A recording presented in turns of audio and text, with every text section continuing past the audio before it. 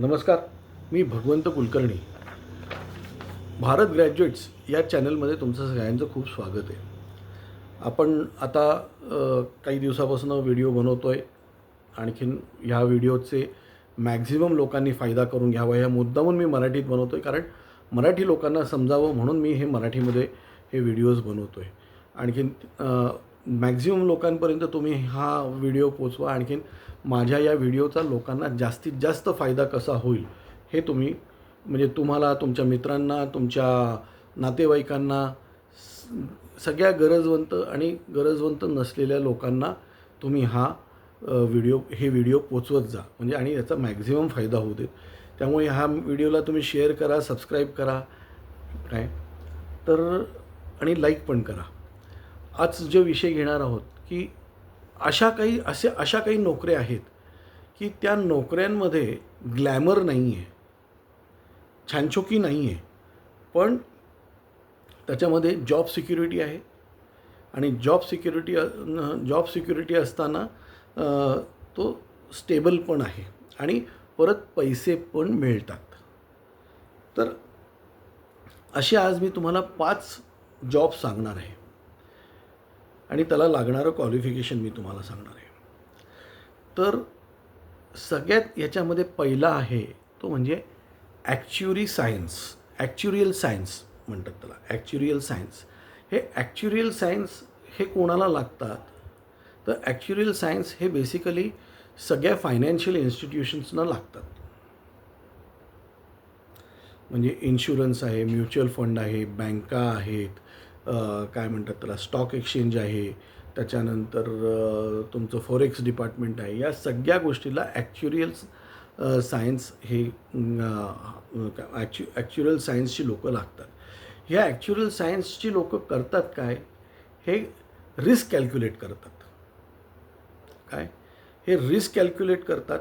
आणखीन म्हणजे हा माणूस, म्हणजे तुम्ही फॉर्म भरून दिल्यानंतर हा माणूस किती वर्ष जगू शकतो, काय होऊ शकतो, आणखीन हा एवढा म्हणजे आपण ह्याचा इन्शुरन्स समजा हे केला तर हा एवढ्या वर्ष जगला तर आपल्याला त्याच्याकडनं पैसे किती मिळणार, आणि आपल्याला उद्या काही त्याला झालं तर आपल्याला पैसे किती द्यावे लागणार, आपल्या कंपनीला येणं किती आहे, आणखीन मग उद्या असं काही घडलं तर मग अशा किती लोकांना घडल्यावर किती पैसे लागू शकतात वगैरे. हे खूप कॉम्प्लिकेटेड हे आहे, पण तो जॉब आहे. त्याला पैसे पण चांगले मिळतात आणि पैसे चांगले मिळून त्याला सिक्युरिटी पण आहे, कारण त्याच्यामध्ये कॉम्पिटिशन नाही आहे.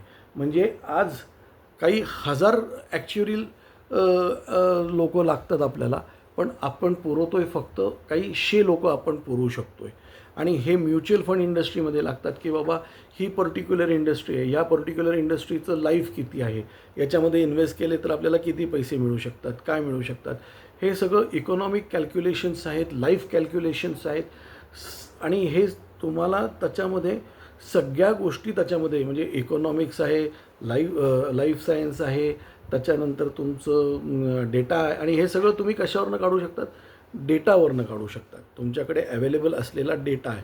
तंबाखू इतके वर्ष खाणारा माणूस किती जगू शकतो, किती वर्षाचा तंबाखू खाणारा माणूस असतो तो किती जगू शकतो वगैरे. हे असे अनेक त्याच्यामधले पॅरामीटर्स आहेत. आणि ह्या ॲक्च्युरियल सायन्सवर आपण एक सेपरेट व्हिडिओ बनवणार आहोत, म्हणजे ॲक्च्युरियल सायन्स काय आहे हे तुम्हाला कळेल.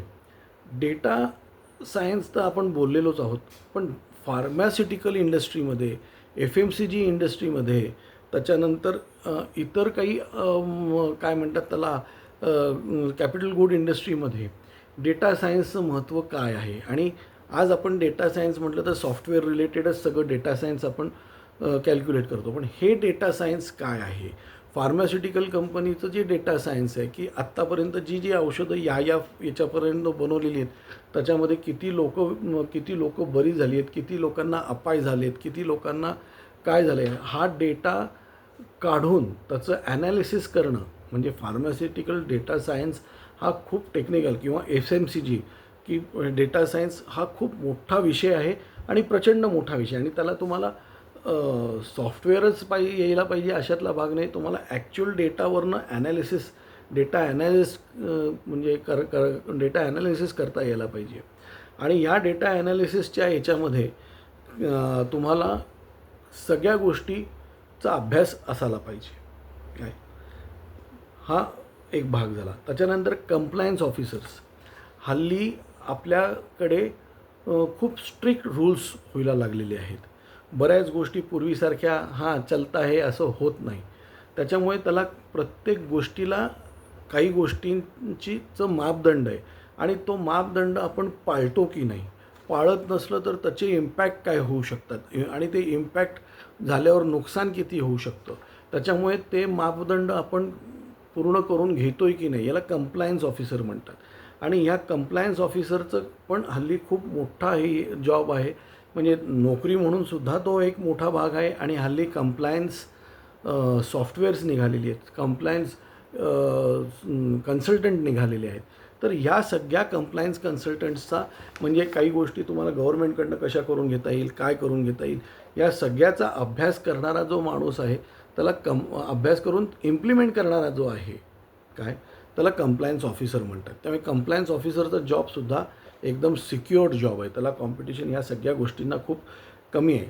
Supply chain management. मग आपण सप्लाय चेन मॅनेजमेंटमध्ये म्हटल्यावर हल्ली विशेषतः FMCG गुड्समध्ये किंवा तुमच्या काय म्हणतात त्याला फार्मास्युटिकल किंवा अशा सगळ्या ह्याच्यामध्ये सप्लाय चेन मॅनेजमेंट खूप महत्त्वाचं आहे.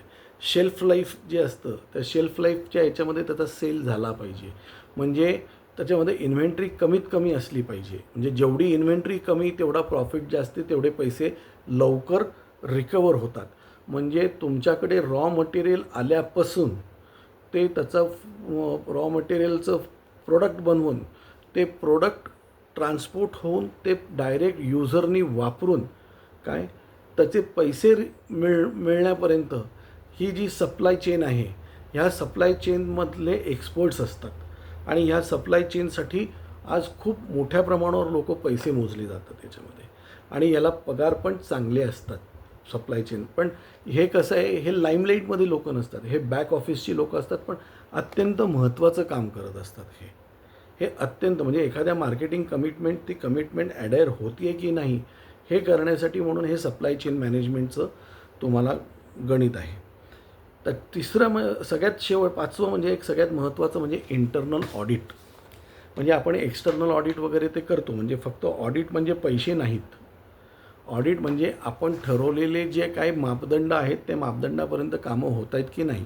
ती होत नसेल तर ती का होत नाही आहेत काय त्याच्यामध्ये म्हणजे समजा अमुक एक प्रॉडक्ट हे 20 रुपयामध्येच आपलं व्हायला पाहिजे. तर हे 20 रुपयाचं प्रॉडक्ट समजा त्याला आणि 20 रुपयात होऊन ते आपण 25 रुपयाला विकतो आहे. तर ते 25 रुपयाचं प्रॉडक्ट जे आहे ते समजा 20 रुपये आणि 20 पैसे झालं तर आपला 20 पैसे प्रॉफिट कमी होतो. काय आपण ते 19 पैसे 80 झालं तर ते 19 पैसे 80 कसं करता येऊ शकतं हे इंटरनल ऑडिटचं. त्याच्यामध्ये वेस्टेज किती होतं आहे, स्लिपेज किती होतं आहे, त्याच्यानंतर तुमचा सप्लाय चेन मॅनेजमेंटमध्ये किती वेळ जातो आहे ह्याचं सगळ्यांचं ऑडिट आणि तो किती कमी करता येऊ शकतो याचा अभ्यास करून आपल्याला ते सप्लाय चेन या सगळ्याचा अभ्यास करून आपल्याला लक्ष ठेवणारं जे डिपार्टमेंट आहे त्याला इंटरनल ऑडिट म्हणतात. नाहीतर ऑडिट म्हटल्यावर आपण फक्त पैशावर बघतो. अल्टिमेटली ते पैशावरच येतं सगळं. पण याच्यामध्ये हे इंटरनल ऑडिटचा जो भाग आहे यालासुद्धा खूप हल्ली डिमांड असतो. मोठ्या मोठ्या कंपन्यांमध्ये, मिडल साईज आणखीन लार्ज साईज कंपन्यांमध्ये खूप मोठा डिमांड असतो. आता ॲक्च्युरियल सायन्सचा जो मी तुम्हाला सांगितलं त्याला एंट्री लेवलला तुम्हाला साधारणपणे एक लाखभर रुपये महिना तुम्हाला पगार सुरू होऊ शकतो. लाखभर समजा नाही झाला तरी तुम्हाला 75,000 रुपये महिना, 75,000 ते लाखभर रुपये महिना म्हणजे साधारणतः 9 लाख ते 12 लाख रुपये वार्षिक पॅकेज तुम्हाला मिळू शकतं. थोडा एक्सपिरियन्स एक 4-5 वर्षाचा झाला तर तुम्हाला साधारणपणे एक 30-1 लाखापर्यंत वार्षिक पॅकेज तुमचं होऊ शकतं. आणि त्याच्यानंतर जेव्हा तुम्ही जसं तुम्ही ॲक्च्युअल तुमचं हे वाढत जातं तेव्हा सिनियर पोझिशनला किमान 50 लाख रुपये वर्षाला, किमान 50 लाख रुपये वर्षाला प्लस दुसऱ्या बेनिफिट्स वगैरे हा तुम्हाला ॲक्च्युरियल सायन्ससाठी तुम्हाला पगार मिळतो. फार्मास्युटिकल डेटा सायन्समध्ये तुम्हाला साधारणतः 50,000 ते 90,000 रुपये पगार महिन्याला तुम्हाला मिळू शकतो. थोडासा म्हणजे एंट्री लेवलला थोडंसं तुम्ही अपग्रेड झालात तर अपग्रेड झाल्यावर साधारणतः 25 लाखापर्यंत पगार तुमचा मिळू शकतो तुम्हाला. आणखीन त्याच्यावरती तुम्ही गेलात काय, कारण ते फार्मास्युटिकल आहे, त्याला सायन्स इन्व्हॉल्ड आहे. त्या सगळ्या गोष्टीचा हे करून त्याचा अभ्यास करून, कारण त्याच्यामध्ये खूप अभ्यास आहे त्याच्यामध्ये, तर किमान 60 ते 75 लाख रुपये महिना हा तुम्हाला सिनियर पोझिशनला वरच्या लेवलला तुम्हाला मिळू शकतो. तसंच कंप्लायन्स ऑफिसरला सुद्धा, कंप्लायन्स ऑफिसरला साधारणतः 50,000 ते 90,000 रुपये स्टार्ट मिळू शकतो. त्याच्यानंतरच्या वरच्या मिडिल लेवलला पोझिशनला साधारणतः 15 लाख ते 25 लाख रुपयापर्यंत पगार मिळू शकतो. आणि वरच्या लेवलला तुम्हाला 50 लाखाच्या आसपास तुम्हाला पगार मिळू शकतो. सप्लाय चेन मॅनेजमेंटमध्ये एंट्री लेवलला तुम्हाला एक साधारणतः 50,000पासून तुम्हाला सुरू होतं पॅकेज. ते पॅकेज मिडियम लेवलला गेलात तर की ते साधारणतः 20 ते 40 लाखाच्या दरम्यान जातं. आणि वरच्या लेवलला कुठेही तुम्हाला 75 लाख 80 लाख रुपये वार्षिक पॅकेजच्या पुढे तुमचं सिनियर लेवलला सुरू होतं. आणखीन त्याच्यामध्ये कसं आहे की त्याच्यामध्ये सोयीसुविधा खूप आहेत. तुमच्या हाताखाली खूप मोठा वर्कफोर्स असतो. तुमचे कनेक्शन्स खूप मोठ्या प्रमाणावर सगळीकडे असतात आणि त्यामुळे ते फार उत्तम हे आहे. कंप्लायन्स ऑफिसरलासुद्धा सुरुवातीला 50,000पासून सुरुवात होतं. म्हणजे तुम्ही मला सांगा की एखादा तुमचं ग्रॅज्युएट प्लस काहीतरी तुमचं चांगलं, म्हणजे ग्रॅज्युएटसुद्धा फर्स्ट क्लास ग्रॅज्युएट असेल ना इकॉनॉमिक्समधला किंवा ह्याच्यातला, तर तो त्याला ह्या कंप्लायन्सेस किंवा इंटरनल ऑडिटमध्ये त्याला 50,000 रुपये पगारापासून तुमचं हे सुरू होतं. पण तुम्ही शार्प पाहिजे त्याच्यामध्ये. आणि मिडल लेवलला तसंच 15 लाखापासून पुढे आणि वरच्या लेवलला 50 लाखापासून पुढे काय. तर एवढे हे ऑप्शन्स आहेत आता. आणि ह्या ऑप्शन्सला तुम्हाला AIपासून सुद्धा तुम्हाला ह्याच्यामध्ये खूप मोठा, कारण जी माणसांनी कामं करायला पाहिजे ती माणसानेच कामं करायला पाहिजे. डिसिजन मेकिंग हे माणसानेच करायला पाहिजे. ट्रक चालवायचं माणसानेच करायला पाहिजे. कुठली गाडी आधी सोडायची, कुठली गाडी नंतर सोडायची, हे सगळं माणसानेच. कुठले कंटेनर्स उचलून कुठे ठेवायचे हे सगळं माणसाने करायला पाहिजे. आणि त्याला त्याला हे नाही काय. त्यामुळे ह्या गोष्टीचा पण लोकांनी विचार करावा. आणखीन नोकऱ्या शोधाव्या काय. नोकऱ्या आहेत पण आपण जात नाहीत त्याच्याकडे. आज एवढंच. धन्यवाद.